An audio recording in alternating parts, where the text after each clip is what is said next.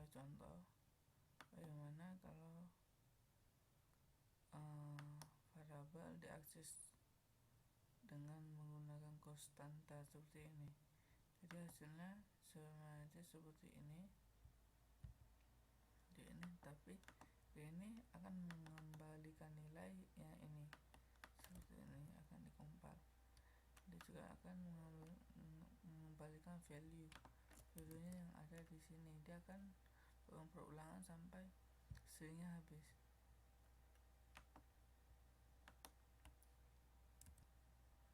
Dan ini adalah contoh untuk bagaimana variabel yang tidak konstan mengubah variabel konstan, maka akan terjadi error. Seperti ini errornya.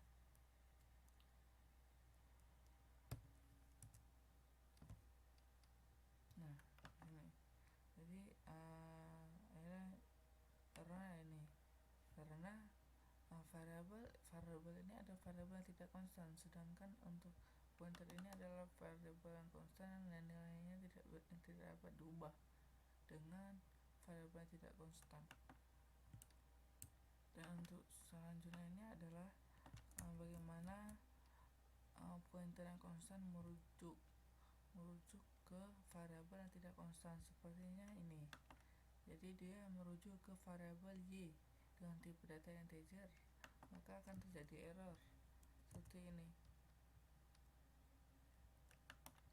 Akan terjadi error karena dia tidak bisa merujuk ke variabel yang lain karena dia adalah bernilai konstan.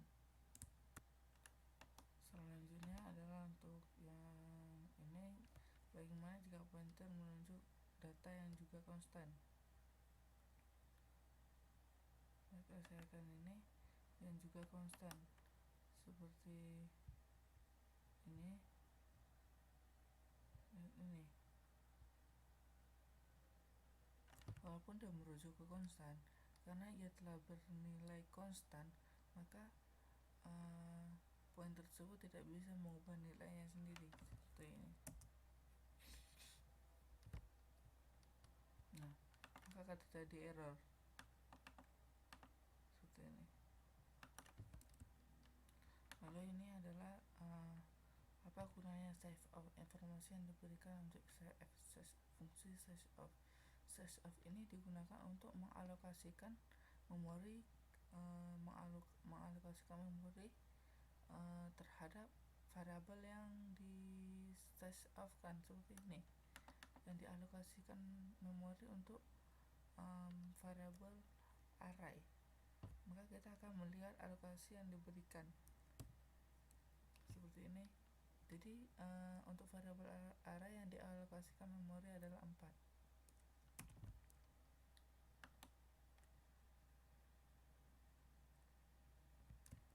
Dan sekarang ini adalah kita mengecek alokasi memori untuk variabel yang kita gunakan, sehingga kita mengetahui variabel yang kita gunakan itu alokasi memorinya itu berapa saja, sehingga kita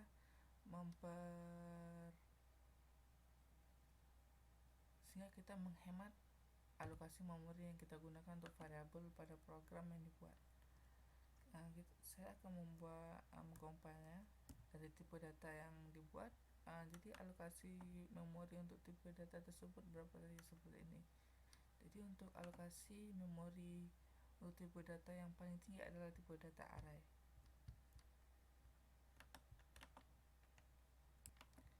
Lalu untuk yang contoh ini adalah kegunaan offset. Jadi mari saya compile. Nah, kegunaan offset ini untuk apa? Jadi offset ini adalah untuk notasi pengaksesan pointer yang ada pointer BPTR. Pointer BPTR itu di set dengan menggunakan set value-nya itu adalah dari array dari tipe integer dengan array B. Jadi pengaksesan value-nya itu menggunakan notasi offset yang ada dengan menggunakan perulangan seperti ini. Jadi contohnya seperti ini.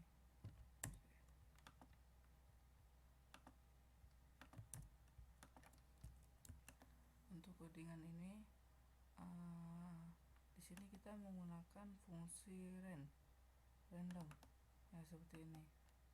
Di sini kita menggunakan fungsi random, di mana randomnya itu yang akan ditampilkan adalah 4 baris seperti contoh ini.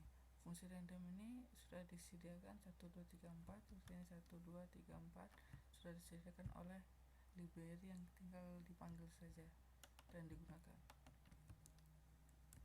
Pada kelas car ini dia memiliki 3 member variabel, yaitu model, price, dan mileage. Lalu memiliki 2 member function, yaitu accept dan display. Lalu di sini kegunaan public adalah supaya fungsi accept dan display ini dapat diakses oleh fungsi yang lain, seperti di sini demand. Mereka dapat diakses. Kita akan mengaksesnya. Saya akan compile. Contoh sini Ganja. Nah, dia ini memberi informasi sini. Lalu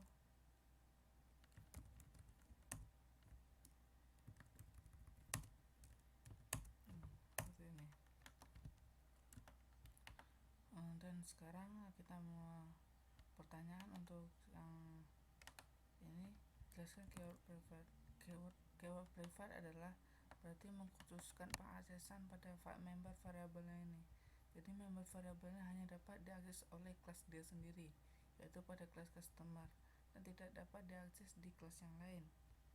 Nah, selanjutnya pertanyaan adalah bagaimana apabila akses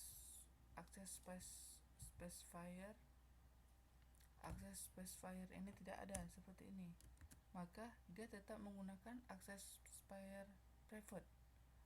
Kalau tidak ada, defaultnya itu adalah private dan juga tidak bisa diakses oleh kelas yang lain.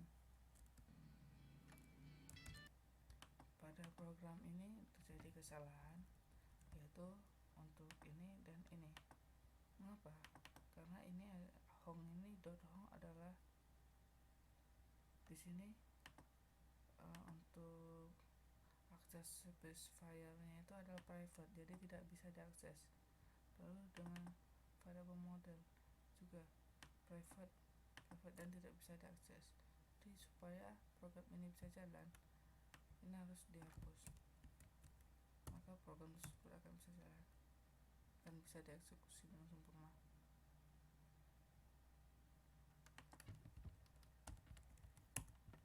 Nah, seperti ini.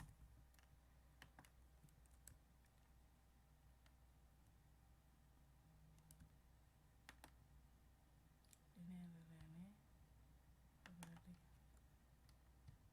variable static.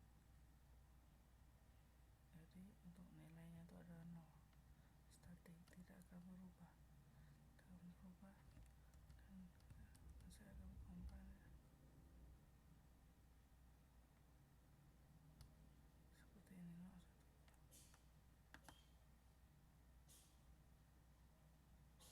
apabila coba,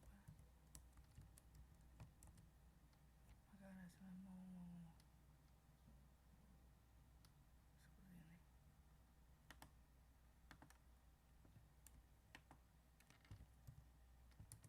Saya akan mencoba menjalankan program ini. Tampilkan seperti ini. Lalu kegunaan static variable maksudnya itu seperti walaupun bagaimanapun dikelola diakses dimanapun, apabila variabel ini sudah di assignment maka nilainya tetap, yaitu 9. Dan